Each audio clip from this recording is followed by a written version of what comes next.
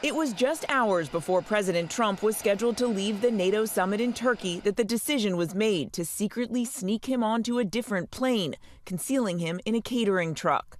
According to a senior administration official, the call was driven by intelligence that an Iranian terror cell had snuck into Turkey with a shoulder-fired missile, and that they had information about Trump's movements.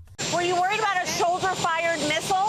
I don't worry about anything, to be honest. Whatever it is, you know my attitude, whatever. The ruse shrouded in secrecy, with only a handful of top aides aware of what was happening, including Secretary of State Marco Rubio and Treasury Secretary Scott Bessent, along with Communications Director Stephen Chung, who all rode on the old Air Force One, sequestered in the front cabin of the plane, away from the rest of the staff and the press, who were unaware that the president wasn't actually on board and that they were effectively acting as a decoy.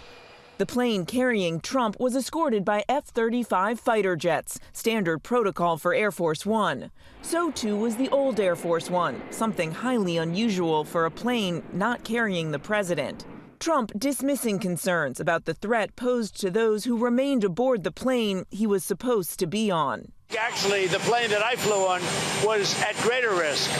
I think it was at greater risk because that would be the plane I think that they would be more likely to go for.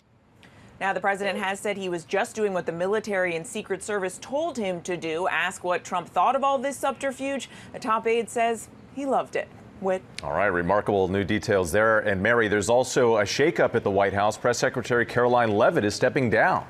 Yeah, Whit, after 19 months as White House Press Secretary, Caroline Leavitt, one of the president's most loyal and fiercest defenders, is stepping down to spend more time with her family. Leavitt, who's just 28 years old, the youngest person to ever hold the job, announcing that she is leaving just weeks after coming back after having her second child. The president, who often praises Leavitt, is thanking her for her service and says she'll remain one of his top outside advisors. Leavitt says that while her fight is entering a new phase, she says it is far from over. Whit, the president has not named her replacement. Mary Bruce at the White House for us. Appreciate it.